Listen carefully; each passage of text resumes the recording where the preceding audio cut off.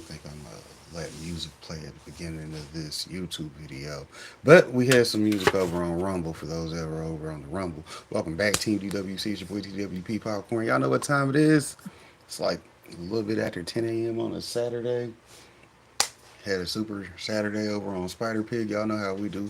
We wake up and talk about Dragon Ball. So for the people that don't understand, hey, you don't need to. You don't need to. You know what I'm saying? Stay misinformed. Yeah, that's up. That's what's up for y'all. But hell, for the people that's rocking with me over there, appreciate that. But Spider Pig's more about the shorts, cause yeah, they get the most views and that's the attention he likes. He like shit. I'll put out videos, but put out shorts and they get a lot of views. Hell, I'm happy about that. That's why I'm facing every one of them shorts. Who's this guy that's just sitting here not doing nothing? That's me, motherfucker. That's why it's my channel. Shout out to being yourself. Shout out to Big Bro. Y'all know go check out Cooking with Love and More. He doing this thing this morning. I ain't even had to see him to know he out here doing it. You know what I mean? Hell, Lord knows I wasn't on YouTube before I got on YouTube. So therefore, with that being said, appreciate everybody out here doing their thing this morning, because you know we'll be back around to support your videos when we see them pop up in our feed. You dig? As soon as they pop up, because they will. You already went live. Boom. I see that, hey, this was on earlier and you didn't catch it. Well, I'll catch it now. I got time today. Like Wes say. Speaking of Wes, I know he was live this morning. That's why I'm talking about the homies, because I know y'all been doing y'all thing. Hell, we ain't got to look for y'all. We know where to go. We know where to pull up. Shout out to y'all consistent creators, because that lets your audience know when to post up with you. Especially if you shadow ban like me, because you know I make 18 plus content over here on a consistent basis, because that's where I prefer to do grown people talk, right? Right. You know, we age restricted, so your kids ain't going, you ain't got to worry about the kids, because I already took care of them. Hell, I told them to go sit at the kitty table. Yeah, it'd be like that. You tell their ass to go what to do, and they gonna go do it. Hell, I said go sit over there and leave me the hell alone. I don't know why I think I want green screen. I want to create a highlight. Morning, Sue. Good to see you. Hopefully you're doing good. Y'all know Sue checked out Super Saturday over on Spider Pig also, so I appreciate her for moving around. Yeah, it'd be good to see people moving around. Let's see where we at. We got videos to do, so we might as well get to them. Yeah, I know y'all like me, but here go the videos.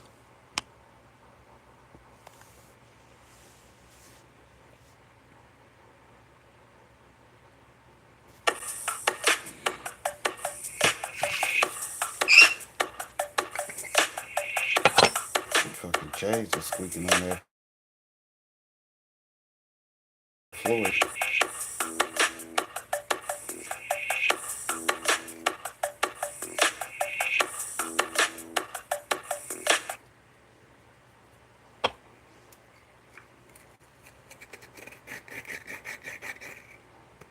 Warning, this video is for scientific and educational documentary purposes only. We do not sell anything. Now, over the years, I've collected tons of different genetics from tons of different breeders, all in search for those banging turf profiles. You guys know I love that gas, so much so that I actually began breeding my own genetics in search for that gas. But what you guys may not know is that I got a massive stash filled with all different types of genetics from all different types of breeders. But over time, I found myself running less femmes and more regs. And even though this is filled with all types of different beans, I'm wondering, am I really done with running femmes? Probably. I prefer reds myself, so that way if I do run across a male, and super popular because like everyone knows that they're consistent. genetic You and get a had femme somebody in wanting that to do plant. something. And I'm actually running some femmes right now. Got tons of femmes in here, and we actually just finished working up our ICANN VIP Bean Club femme line that you guys will need to look out for. But the truth be told, if I got an option, typically I'll go for regs over femmes. And in this video, I'm gonna break down why I prefer regs over femmes, and at the end, I'm gonna tell you guys why you probably need to watch out for femmes and why they may not be the best idea, especially if you're a beginner grower. One of the biggest reasons why I prefer regs over fems is that genetic stability and purity. A lot of people know regular beans come from the process where you just sprinkle male pollen over a female plant. And what I got right here is some pollen from one of the projects that we've been working on. And you guys can see it's a plate filled with pollen and some of those pollen sacs. And that's all a natural process. The plants naturally are either male or female. And in the flowering process, the plants will either produce flowers if they're females, and they'll produce pollen sacs filled with balls and pollen if they're male. A lot of people get those, oh, it's a boy memes that you guys may have seen floating around in the community. But this is some male pollen, and this is the result of a natural breeding process of the male and female plants. And what I did is catch some of those pollen sacs and catch some of that pollen so I could use it for a later project. But typically, if you get a pack of regular beans, the offspring from those beans tend to be a little bit more stable and usually a little bit more robust, in my experience anyway. And for someone like me who's constantly working and doing some of these breeding projects, that's a great thing, because this is ideal for breeding and preserving some of those fire strains, especially some of those landrace strains if you're lucky enough to find them. Now you guys may be wondering what makes them more stable and a little bit better and more robust over some of those autos, maybe some of those feminized autos or some of those feminized photos. And when it comes to feminized seeds, no matter the breeder, it's often created through stress-induced hermaphrodism. Now that's a controlled form of hermaphrodism where the end result is a feminized seed. Now, because that is a stress-induced process, it can pass on instability or hermaphrodite traits if it's not done properly. If you're a breeder or a pheno hunter, regular beans give you the best option and the cleanest genetic baseline. That's just my view on things. And obviously, if you're a breeder or someone who dabbles in creating your own strains, you'll obviously prefer regs because you get males from them. You don't really get males from any of these feminized beans, and in so doing, you'll not be able to create your own strains. So regular beans are always a great option for someone who wants to create their own genetics at home or just try something different. And again, if you're interested in stuff like pollen preservation, then regular beans are the only option. It's just how it is. I've gotten a lot more stronger and more vigorous plants, like for example this Juicy G from Exotic Genetics. I've found that I've got some really hardy, strong, resilient plants, and naturally regular genetics like these have not undergone hormonal or chemical manipulation, so their vigor and resistance to pests or stress may be superior. Some folks just see regs as more natural, with stronger roots and all-around stronger, sturdier plants. Let me know what you guys think about that in the comments below. Now real quick, no matter if you're a fan of regs or fems, we've been hooking the ICANN VIPs in the ICANN VIP Bean Club up with fire genetics. Mailboxes are always burning down. And we got some homies in there who love autos, so we've been hooking you guys up with autos. But you guys will always get something. Fems, regs, autos in the ICANN VIP Bean Club, so join up so you guys can get in on that next drop. And speaking of next drop, we got a drop coming out pretty soon. A feminized line which is going to be dropping pretty soon. This will not be available through the ICANN VIP Bean Club, so you guys look out for it, especially if you're in the club. By the way, like I said, in the past I've ran tons of fems, and a lot of times when I'm running fems, I've found that they are more prone to hermaphrodites. A lot of people know that you can either get a true male, and usually that'll be a true male with full true parts, or you can get a hermaphrodite which exhibits female and male parts. So in other words, you get pollen sacs, but you also get substance that looks like smokable bud. But the truth is, while these feminized beans are meant to be female, some of them may be poorly bred, and that can actually lead to things turning hermaphrodite, and that can mess up your whole growth. Because if you have any loose pollen flying around in there, that can affect all of your other plants, and in so doing, force them to produce seeds. And you don't want some seeded bud. That sucks.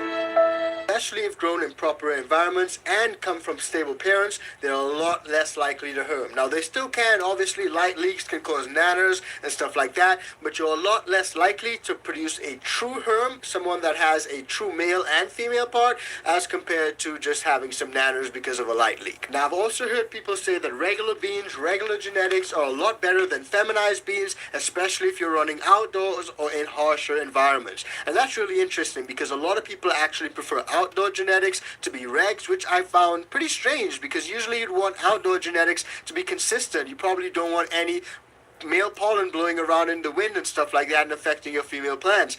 But the reason for it is pretty interesting, as a lot of outdoor growers say that they're a lot more rugged and adaptive, and also they can withstand things like heat, drought, pest and disease, and also stress a lot better than some of the fems. So let me know if you guys have found your plants to be a lot more resilient if you're running fems as opposed to regs, or vice versa. Now, there's a cultural and philosophical What reason up, Beat too, After because Beat? Good depending to on who see you. you How you ask, a doing? lot of old I school know go growers check will out say Beat that After Beat. regs are a lot better because some of those femmes just feel less authentic and a little bit more commercial and commercialized. Bruh. Some of those folks prefer to grow herb the good old school way, seed to sex plant without any shortcuts. And truth be told, you can't really blame them. They're literally folks that say regs separate the growers from the gardeners. So in a nutshell, the main reasons why I prefer some of these regs are genetic stability, breeding use, outdoor plant vigor, indoor reliability, authenticity, plant vigor, herm risk. That's a big one.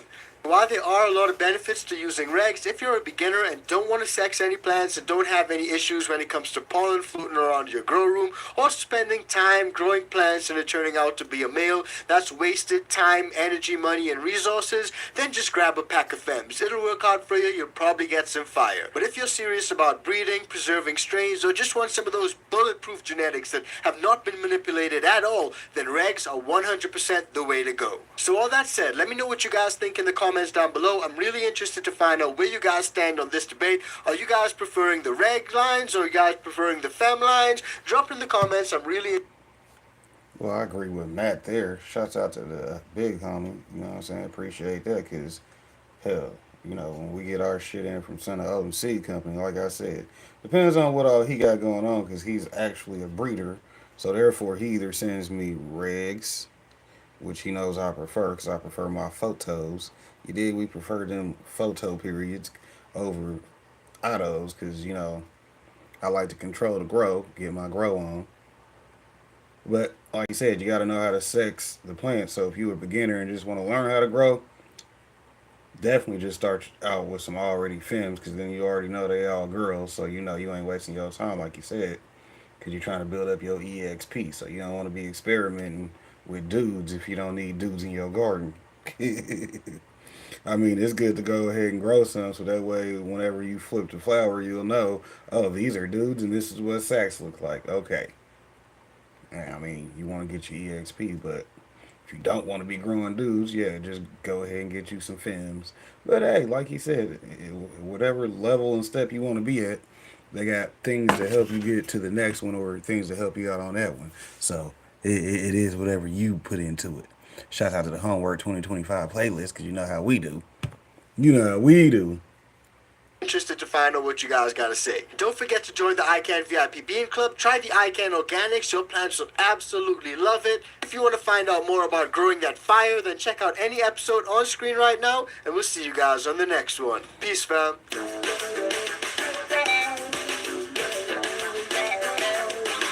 Like how he got his collaborations on one side, then him on the other one. That's what's up. Good management there. You don't really want to play with me. Ignite the gas and Shouts explode out to any hopes that Bronze. containing me. Good to see you. How you better doing, watch how big you bro? game at me. Whatever you do affects you. You're chained to me. Whenever you take aim at me, you take aim at you. The same thing as me. Bang bang when it bursts in your brain of you. What are you done with a Kurt Cobain would do? Trying to skip a link in a chain of food. Boy, I'm Mr. Pink to these grays and blues. I get a change of mood when I sip the drink. Disperse the curse in a cryptic ink. Let's be honest, I'm half bad. Yes, if you really want it, you could have that mess. Let it roll like the good times. If you stay on my good side, you'll be hashtag blessed. Everybody want to win. Truth is, some have to lose. There's one path to choose. Everything goes around, comes around, and what you do comes back to you. You know, that's how the truth go. They pretend they could bend me like Zuko. Then they try to get around me like loopholes. But cross me, you burn up fast. In a word, if you play, you burn your karma. Gonna give them what they deserve. Yeah.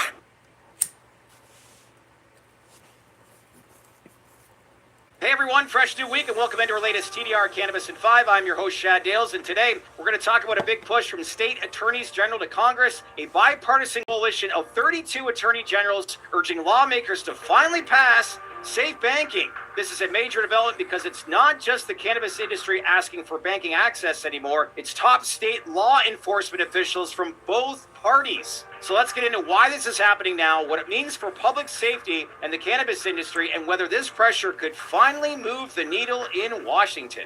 because this is interesting. With that, let's break it down. So here's the news. Back on July 25th, 32 attorney generals from states and U.S. territories signed a letter to congressional leaders. The message was simple: pass the Safer Banking Act this session, and urgently. The attorney generals made 3 key points in that letter. 1. Cannabis businesses remain mostly cash only, making them prime targets for robbery. 2. Cash only markets make tax collection harder. States are losing revenue that should be going to schools, public safety, and infrastructure. And 3, most importantly, the AG doesn't legalize cannabis federally. It just lets banks serve businesses in legal states without fear of federal punishment. So this is a direct coordinated push, and it's bipartisan, which is rare in today's political climate. So what's leading the charge? Well, there's a few names that stand out, including Arizona Attorney General Chris Mays called the bill a practical solution that protects workers and communities. She just sounds like her voters are so responsible because they put her in office because they know what she gonna do. You see what I'm saying? Shouts out to Arizona. That's why I fuck with people down in Arizona. You know, we got our Higher Desert Exotic podcast. I believe they're growing is easy now, but you know, rebranding, we'll get it all the way figured out and locked in one of these days. On my side, hell, I'm just an OG fan, so they always gonna be Higher Desert Exotic to me. You know, his mama named Cassius Clay, so I'm gonna call him Cassius Clay type shit. But it sounds like at least Arizona is being represented well. You see what I'm saying? They know what the people want, so they ain't even finna be out here misrepresenting their people. Like, we don't do that. Nah, we know exactly what they talking about over here in Arizona, because that's how we got in office. You dig? Yeah, so, yeah, if the people you voted for ain't giving you what you voting for, they better immediately be revoted. You see what I'm saying? Let them know we need a recount, because now my vote for you don't count. Yeah. While improving tax collection. Michigan's Dana Nessel said safer banking would reduce crime and improve transparency. In Colorado's Phil Weiser, who's been pushing this for years, warned that cash-only businesses remain a major public safety risk. So these attorney generals, they represent states with mature cannabis markets. They're seeing the risks firsthand and want Congress to act now. And let's face it, they have a point. So let's now take a step back. Why does this banking bill matter so much? 3 big reasons. 1 is public safety. Cannabis businesses operating with large amounts of cash are robbery magnets. There have been violent incidents at dispensaries across multiple states, and this is ongoing. 2, tax revenue. States are losing out because cash transactions are harder to track. As I said, banking access means better oversight and higher tax compliance. And 3, there's regulatory oversight. Banks are required to fill suspicious activity reports, making it easier for law enforcement to track money and really catch illegal operators. So basically, this isn't about promising cannabis use. It's about getting the industry out of dangerous cash-heavy underground systems and into the regulated financial system. So for those of you that are logging on here for the first time to our YouTube channel, what is the Safer Banking Act? Think of it as a legal safe harbor for banks and credit unions. It says, if you serve licensed cannabis businesses in legal states, you won't be penalized by federal regulators. Right now, most banks, they won't touch cannabis money because federal law still treats cannabis as illegal. The Safer Act wouldn't legalize cannabis federally, but it removes the threat of losing insurance or getting hit with federal penalties for banks that choose to work with licensed operators. So where does the bill stand right now? The House has passed earlier versions of cannabis banking reform 7 times since 2019, but every time it has stalled in the Senate. The latest version, the Safer Banking Act, it passed the Senate Banking Committee in 2023, but it never made to a full floor vote. Now in 2025, it's been reintroduced with bipartisan sponsors, but Congress still hasn't acted. Why? Because leadership, especially in the Republican-controlled House, has other priorities. Speaker Mike Johnson has opposed cannabis reform, making it unclear if this bill will even get a floor vote before year's end. So really, why now? Why the pressure? Why are 32 attorney generals pushing so hard right now? There's 3 reasons. 1, as we said before, it's public safety incidents. They're stacking up. More robberies at dispensaries and more employees are getting hurt. Number 2 is the tax angle. States are losing money, millions in potential tax revenue. And 3, the industry is frustrated. Major banks are sitting on the sidelines waiting for federal clarity, and smaller operators are struggling to even open checking accounts. The attorney generals are essentially saying enough is enough. Congress needs to act and act act now. Saying all this, if the bill stalls again, here's what we're looking at in the cannabis industry. Businesses will remain cash-heavy targets. States will keep losing tax revenue, and the illicit market, already a problem in many states, will continue thriving because legitimate businesses can't access banking financial tools. But I firmly believe this is different. Enough is enough. And remember, this bill now has bipartisan support. You've got Democratic and Republican attorney generals asking for it. But let's face it, without political will in Congress, nothing changes. So really, what's next? The Safer Banking Act could move quickly if congressional leadership decides to prioritize it. There's talk that if cannabis rescheduling advances at the federal level, banking reform might finally follow. Incremental steps, like we say. But nothing is guaranteed, and time, let's face it, for the overall industry is running out. So to wrap it up, we got 32 attorney generals from both parties, and they're putting serious pressure on Congress to put the Safer Banking Act a main priority. They're saying this isn't about legalization, it's about public safety, tax revenue, and transparency. But it's still an uphill battle right now in Washington. So what do you think? Do you think this is different with bipartisan support? And if we get rescheduling, as I said, steps, do you think the door finally opens for a bill like Safer Banking to finally pass? Let us know by leaving your comments below. Let's keep this conversation going. So basically, a couple of these people done got robbed when it was at a dispo. I mean, that's the negative thing that I took from that. I mean, one of these U.S. officials that's been elected in the state where it is legal in that state was at a dispensary one day and it got robbed that day. So they're like, man, this is crazy. So now they want to do something about it. Yeah, type time. And then it doesn't happen to two or three of them because, hell, hey, we all like to have our after we get off work habits, right? Yeah, we do that. But anyways, let's see. As usual, if you like this content we produce, give it a like, make sure to subscribe, and smash on that bell for all notifications. That's it for now, everyone. I'm your host, Shad Dales, and I'll see you next time on our latest Trade to Black podcast. Enjoy the rest of your day.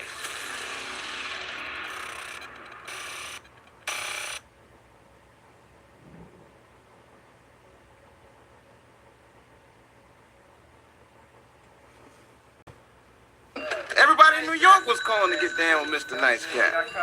We met all kinds of customers, like this guy here. He's what we call an enhancement smoker, because he thinks that marijuana makes every activity that much better. Mi casa su casa. Observe. You're Scarface, right? Yeah. I love Al Pacino, man. Did you ever see Son of a Woman? Yup.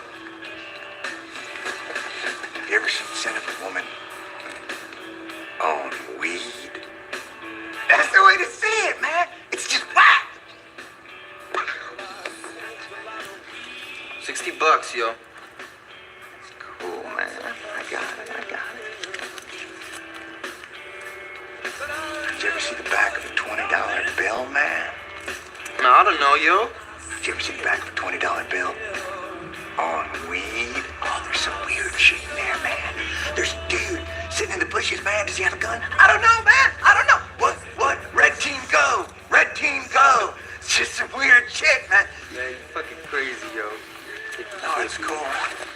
Thanks, man. Hey, yo, wait. Dude, I'm gonna check out the stars later. It's really trippy. Especially on weed, man. So once again, rescheduling news is shaking up the industry. Just last month, President Trump's pick for DEA administrator was approved by the Senate. And during his confirmation hearing earlier this year, he said that rescheduling will be one of his top priorities. But it turns out now, rescheduling is not even included in his list of priorities, all while governors of different states like Tennessee are calling for President Trump to cancel any attempts to block rescheduling. And on top of that, the DEA judge overseeing this whole thing has resigned. But what's really crazy is that 35 years ago, back in 1988, a DEA judge already heard a case on rescheduling and said that there's no reason why the good herb should even be classed as a Schedule 1 drug. Kentucky Governor Andy Beshear is urging President Trump to oppose a move that would block the DEA from rescheduling cannabis. Governor Beshear sent a letter asking President Trump to reject language in a federal spending bill that would stop the DEA from reclassifying cannabis cannabis as a Schedule III drug. He says the change would give patients safer access to medical cannabis and allow for more research. Congress recently passed a measure that would ban the Justice Department from using funds to make that change. Governor Andy Beshear is urging President Trump to support rescheduling marijuana. He sent a letter asking the president to oppose language in the 2026 spending bill that would block the DEA from moving forward. Last spring, the DEA proposed a rule to shift cannabis from Schedule 1 to Schedule 3. In his letter, the governor pointed to the medical and research benefits of the change. Kentucky Governor Andy Beshear is sending a letter to President Donald Trump urging action after a House subcommittee passed a measure blocking the DOJ from using funds to reschedule marijuana in its classes. Now, the change would move it from a Schedule 1 to a Schedule 3 drug. Beshear calls the move, quote, not common sense law, end quote, saying it stops a process already underway with strong support from the medical and science communities. Under current DEA guidelines, Schedule 1 drugs carry high potential for abuse and do not accept medical use, where Schedule 3 drugs pose low risk and accept medical use. So rescheduling is a topic which we've discussed multiple times in the past, and a lot of people have differing views when it comes to rescheduling, especially whether it's a good thing or a bad thing. And you guys know my personal preference is for it to be descheduled, completely removed from that schedule. It should not be Schedule 1, 2, or 3. But there are some people who think that Schedule 3 is a step forward from Schedule 1. But obviously there are some risks involved if Big Pharma and prescription drugs become involved. Now what we're seeing is a number of different lawmakers calling for the rescheduling process to be completed. And as you guys would have seen, one of those folks is Kentucky Governor Andy Beshear. Now it does seem like the rescheduling process has stalled or at least slowed down a bit since President Trump took office. And this may not necessarily be a bad thing. And we reported last week that Terrence Cole was appointed and confirmed by the Senate as the new DEA advisor. And what that means is that we now have a point person that we can refer to when it comes to updates, especially when it comes to rescheduling. Now, earlier this year, when Terrence Cole had his confirmation hearing, he was asked squarely, what are you going to do about rescheduling? And he said that it's going to be one of his first priorities when he steps into that role. But it turns out now there are reports that that's actually not the case. But I want to preface this by saying that when he was asked at the confirmation hearing, he did say that he's going to have to assess all the information and see where we are. But according to this report, rescheduling is not included in the DEA head's strategic priorities list, despite that pledge that he made during the confirmation hearing. Now what happened here is that last Friday there was an announcement from the DEA, and in that announcement there was a list of strategic priorities which was put forth by the DEA administrator. And that list instead focused on anti-trafficking enforcement, Mexican cartels, the fentanyl supply chain, drug-fueled violence, cryptocurrency, the dark web, and a host of other matters, but not rescheduling. And the reason being for that, according to the agency, is that Administrator Cole's top priority is to increase the pressure on the drug cartels and combat the deadly drug crisis with urgency and resolve. Considering the fact that Terrence Cole has a background in law enforcement and has already spoken about the cartels and the drugs that are flowing into America, personally, I don't think that going after executing the good herb is what he's going after, but instead, it's a lot of these hard drugs, the fentanyl crisis and stuff like that, that's really affecting our communities and tearing apart America. This all comes off of the back of President Trump signing into force that Halt Fentanyl Act just about 11 days ago, which really goes after a lot of these hard drugs, but also secures the border from a lot of these cartels that are invading the country, but also flooding the country with a lot of these hard drugs that, like I said, are tearing apart communities. So it seems to me that the DEA and President Trump are aligned when it comes to halting the progress of some of these cartels and also halting the flow of some of these drugs into America. Now that being said, President Trump in the past has spoken about the benefits of the good herb, especially when it comes to medical patients and medical uses. Now I want to show you guys something really interesting where a DEA judge already ruled that there's no reason why the good herb should be classed as a Schedule 1 drug. But before we do, just a quick reminder, if you're getting value from this video, please do like, share, and subscribe to the channel. And if you want to support us further, join the ICANN VIP Bean Club or just buy us a cup of coffee. And if you happen to be a home gardener, try the ICANN Organic, use the code LEGAL, it works on the bundle and the beans. And you know, we're starting to talk about the federal rescheduling too. I know Biden's administration talked about that, and of course they did nothing. But the new administration is called it a priority. The head of the DEA has said he's looking at the scheduling rationale and questioning it. And logistically, cannabis meets 0 of the 3 criteria for Schedule 1 placement. We've known this, and we actually proved this in a DEA court in 1988. And the judge actually said we should reschedule this because it doesn't belong on Schedule 1. Schedule 1 requires that it be harmful, which cannabis, zero harm. And you can actually go to the DEA website and look up cannabis, and it says 0 deaths ever. Still, it has to have no medical use. And on the other hand, our own government holds multiple patents for cannabis specific to its therapeutic uses. The third Schedule 1 criteria is that it must be highly addictive. And we have research supporting that cannabis is less physically addictive than things like caffeine and sugar. So there's so many reasons as to why the good herb should not be classed as a Schedule 1 drug. And the people know it. And like you guys would have heard in that clip, this was actually debated back in 1988. And over 35 years ago, the DEA's chief administrative law judge ruled that there's no reason why it should be on Schedule 1. So it's absolutely mind-blowing to me that almost 4 decades later, President Biden's administration has proposed the rescheduling, which was already proposed 35 years ago. And where are we right now? Absolutely no progress has been made. But don't take my word for it, because let's hop into the time machine and take it back 18 years to hear what was being said. Professor Arnold Jordam.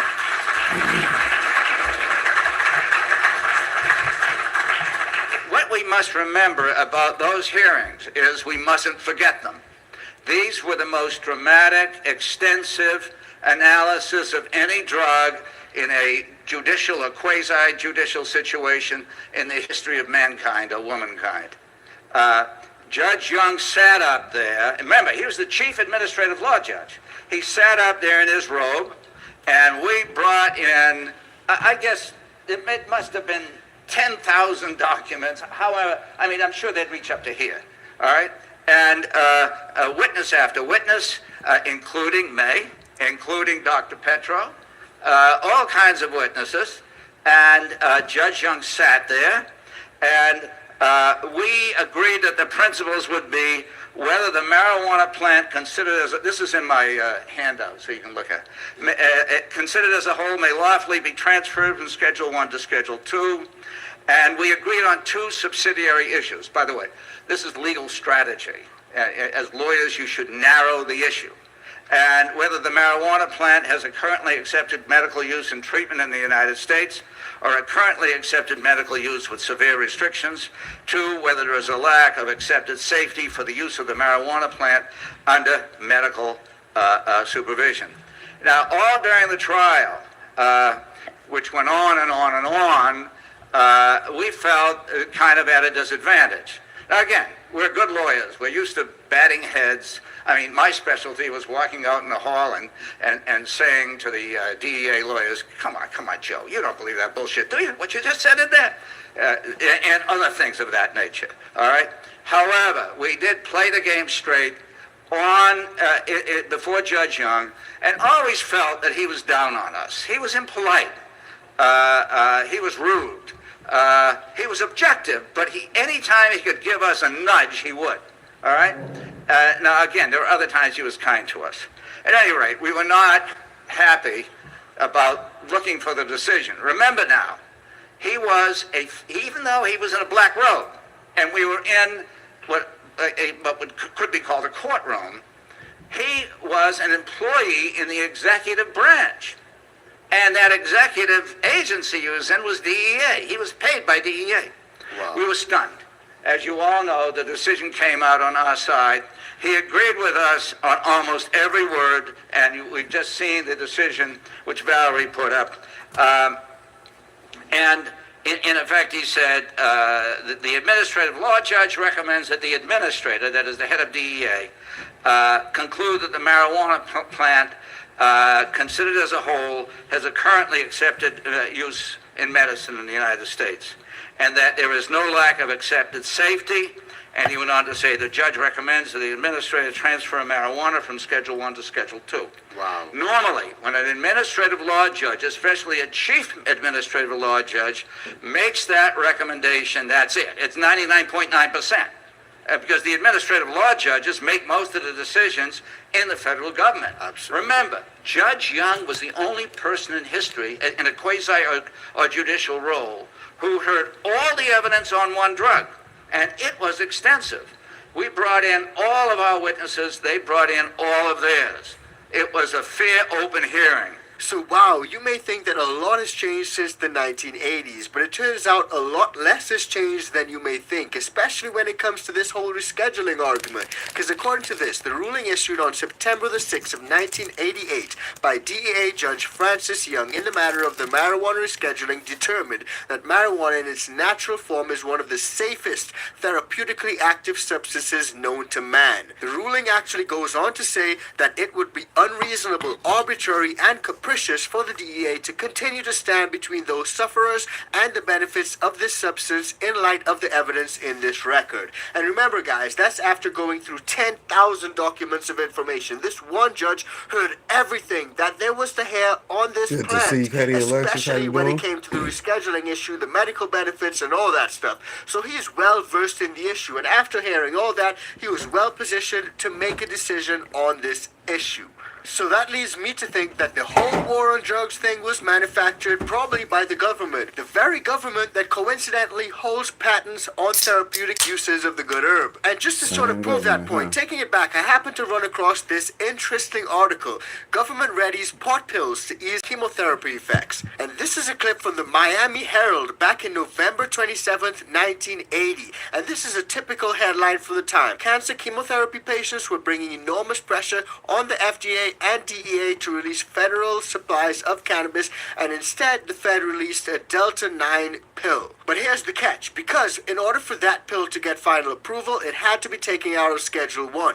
So in 1985, the DEA approached NORML and the Alliance for Cannabis Therapeutics, which joined in the petition to make a deal. And in this deal, basically the DEA will reschedule, NORML and ACT will not object, and the DEA will hold hearings on the issue. And that's what led to Judge Young's historic hearings and rulings on September the 6th, 1988. So considering the fact that it's almost 4 decades now since that top DEA administrative law judge made that recommendation that the good herb be removed from the Schedule 1 list of drugs, it really makes you wonder, is all the talk of rescheduling now just a ploy or a scam to get votes from the people? It really may appear that way to some folks. So all of this goes to show that this ain't nothing new, but where are we right now in 2025? Well, have a look. It seems that old white dudes are still having discussions about the same topic and no progress has been made. Well, the concern that I have is that what I did is an analysis. The thing about this being accepted as a medicine is really a two-step process.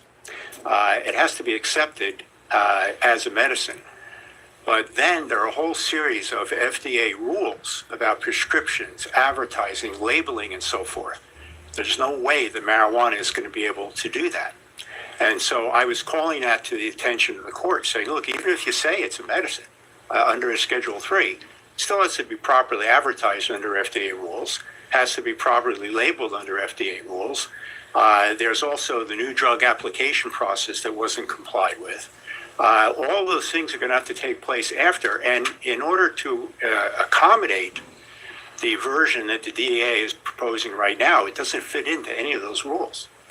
And nobody had addressed that issue. Well, it sounds like a fine thing to go into a brief that you might file. Apparently, the Office of Legal Counsel tells me that that's nothing to worry about. Well, you should read my opinion. There's Well, I'll lots read of problems everything with that it. everyone gives me. Lots of problems with what they did. So as you guys can see, that's probably why there's no progress on this issue. A bunch of people who may be a little bit out of touch with reality having discussions on this topic. Plus, there's just so much red tape, so many levels of bureaucracy that you have to go through to actually be able to have this either rescheduled or just descheduled completely. But despite all that, what's abundantly clear is that a lot of people are recognizing the fact that having the good herb as a Schedule 1 drug is completely nonsensical. And that's exactly the point that Matt Gaetz makes when he asked the DEA chief 2 years ago, point blank, why is the good herb still classed as a Schedule 1 drug? Have a listen. One reason people die from fentanyl is because they get addicted to opioids and get poisoned, right? Yes. And one reason that people get addicted to opioids is because they get prescribed opioids and that prescription turns into an addiction, right? So I would absolutely say the beginning of the opioid epidemic started with unlawful prescribing. Right. Not everyone, but that's a pretty large swath of the problem. And one of the reasons people get prescribed opioids is to deal with chronic pain, right? Yes. And throughout the country, there are people who use medical marijuana to treat chronic pain as an alternative to opioids, right? I know a number of states have passed laws, yes, related to medical marijuana. So I guess my question is this. Why has the Biden administration not taken marijuana off the list of Schedule I drugs? There you go, bingo. So, Congressman, as you know, the president had sent a letter to the Secretary of HHS and to the Attorney General to ask for the descheduling process to begin. It's now with HHS. They are in that process. They start, then they. It was a rescheduling process, not a descheduling process. That's encouraging. When do you expect to receive that recommendation from HHS? I have not heard of a timeline from them, so I don't know. Well, that's unsettling, isn't it? I mean, when you don't even know a timeline, it doesn't really make it seem like something's front of mind. We have constant conversations with HHS and with FDA, but we have not been given a specific timeline. So that clip from 2 years ago shows that the process has been commenced, but again, there's been no final recommendation from the DEA, from HHS. There's been no final outcome, and that's pretty interesting, and also, like Matt Gaetz says, quite unsettling, because no one knows what's actually happening. Is it going to be rescheduled? Is it going to be descheduled? Are they going to just leave everything as it is? No one seems to know, but let me know what you guys think. Are you guys in favor of descheduling or in favor of rescheduling? And are you guys surprised that almost 4 decades ago, a top DEA judge already ruled that the good herb should be removed from Schedule 1? And in light of that, why has it not been removed from Schedule 1? Do you guys think that there's a lot of corruption, kickbacks, profit, and special interest from groups like Big Pharma and Big Tobacco and Big Alcohol? And that's the reason why it has not been descheduled or rescheduled yet. Drop it in the comments and let me know. And I don't know if you guys have seen this, but it sure feels like we're going back to 1980s down in Texas, because they are trying to ban all forms of THC once again. They brought back that THC ban, and this time it's 10 times worse. So check it out, because that video is coming up right now.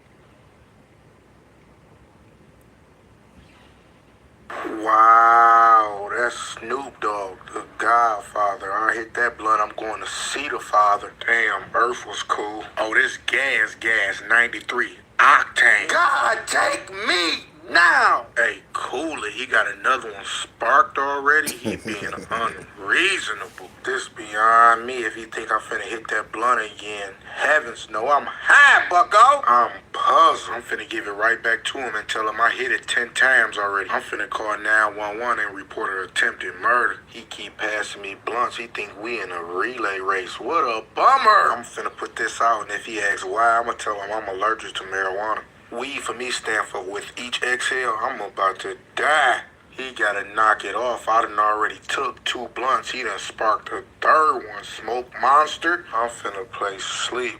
What's going on, son? Big fella, you took that blunt to the head. Now you finna be in the nearest hospital bed. This ain't the move. I'm finna scoot. He a different.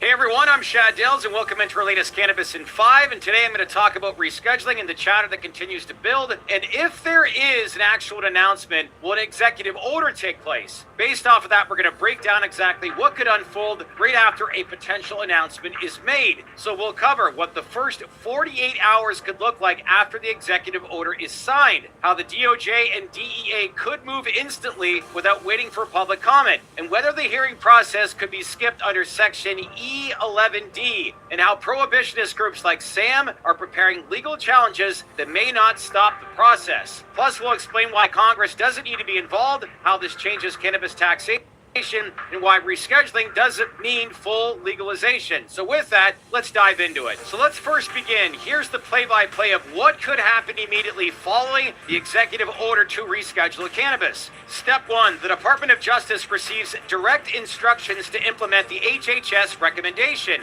moving cannabis from Schedule 1 to Schedule 3 under the Controlled Substances Act. That recommendation is already complete. No new science is required and no new review is needed. Next, Next, the DOJ notifies the DEA administrator, who now has authority to initiate or even bypass the public hearing process under a little-known clause, and that is Section E11D, formerly known as 21 CFR 1308. Within the first 24 to 48 hours, two things could happen.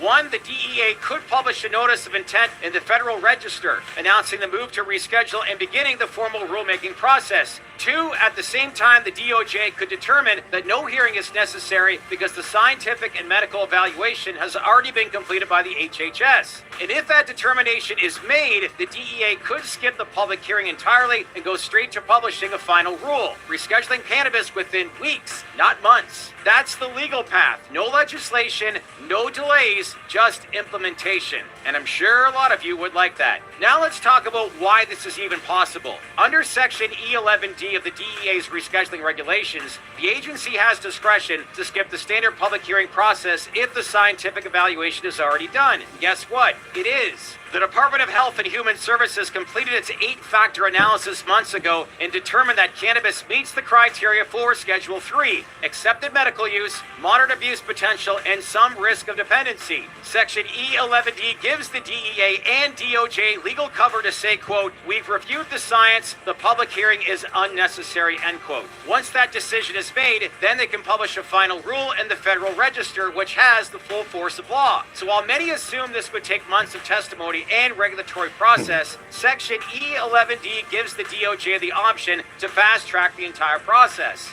And that's the real game changer. So really, to understand how big this shift is, let's look back for a moment. Cannabis has been a Schedule I substance since 1970. When the Controlled Substances Act was passed. That means for over 50 years, the federal government has classified cannabis as having no accepted medical use, a high potential for abuse, and no safety even under medical supervision. Think about that. It's been treated the same, as I've said before, like heroin, LSD, and methamphetamine. But over the decades, state after state began legalizing medical cannabis. Scientific research expanded, and public support has definitely shifted. And yet, as many of you know, cannabis remained in legal limbo until HHS finally said, quote, "This no longer makes sense scientifically," end quote. Now, rescheduling to Schedule 3 reflects where the evidence actually stands. And it is about time. Now, let's talk about some pushback. Smart Approaches to Marijuana, or SAM, led by Kevin Sabet, has already made it clear they'll try to stop rescheduling in court. So what will be their legal strategy? They'll likely file a lawsuit under the Administrative Procedure Act, claiming that the DEA failed to follow proper process by denying the public a hearing, relying too heavily on HHS's findings, and moving too quickly without independent review. They may also argue that cannabis still meets the definition of Schedule 1, particularly around its potential for abuse. But here's the point. Even if they sue, it doesn't stop the implementation. The final rule can go into effect while the case works its way through the courts. And courts typically defer to agency rulemaking, especially when HHS and DOJ are aligned.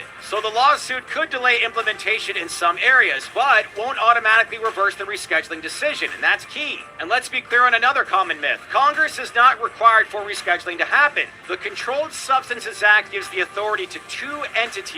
One, the Secretary of Health and Human Services, and two, the Attorney General. That's it. Congress can pass a law to override or codify a scheduling decision, but they aren't needed to approve it in the first place. So even if there's political noise from the Hill, whether from prohibitionist Republicans or slow-moving Democrats, none of it stops the DOJ from acting. This is executive branch territory. And with the executive order in hand, the president is now driving the entire process. And with that, this also plays directly into Trump's political style. He doesn't need to make backroom deals with Congress. He doesn't need to wait for Mitch McConnell or Chuck Schumer to agree. He can take credit for breaking the federal cannabis logjam with one signature. And it's a smart play politically because while Schedule 3 isn't legalization, it delivers major wins to veterans, medical patients, retail operators, cannabis investors, and even moderate suburban voters who favor reform but want rules in place. At the same time, Trump can say, this isn't about getting high, it's about medicine, business, business and really fairness. And that message, let's face it, resonates here in 2025. So with that, what actually changes if cannabis moves to a Schedule 3?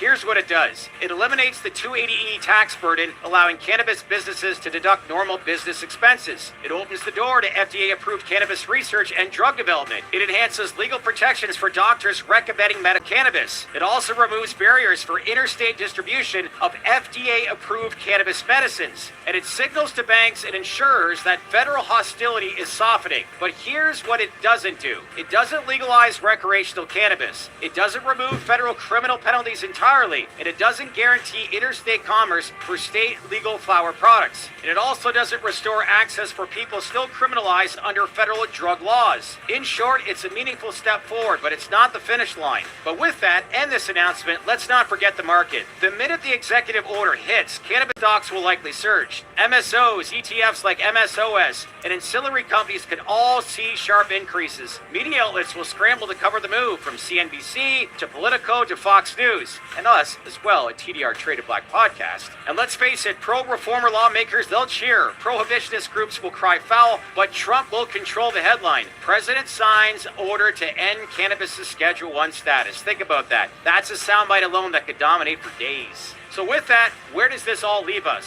Right now, there is optimism that's building for a potential historic shift. The executive order could be signed, the DOJ has authority and could act immediately, and the DEA has a legal path to skip public hearings. And lawsuits, while inevitable, they won't stop the wheel from turning. So this isn't hypothetical, this is active, and the timeline, it's moving. So with that, that's it for today, and this probably is the most important and most popular topic right now in the cannabis space. So if you found this information helpful, make sure to give it a like, smash on that bell for all notifications. And what do you think? Do you think rescheduling happens relatively soon, this year, or do you think lawsuits will slow it down? Let us know by leaving your comments below. Like I always say, want to keep this conversation going. That's it for our latest TDR Cannabis in 5. Until next time, enjoy your day. I'm your host, Shad Dales, and thanks again for watching.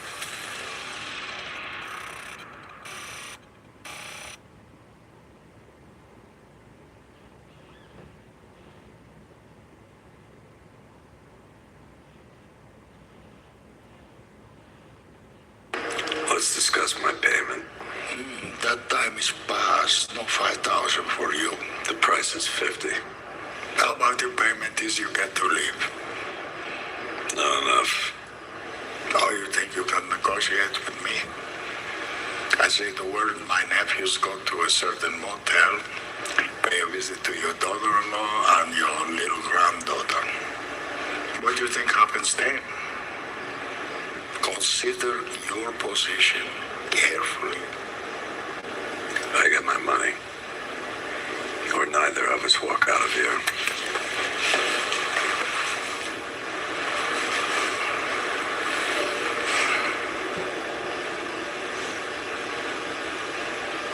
You willing to die for this? Maybe I need the 50,000 more than you do.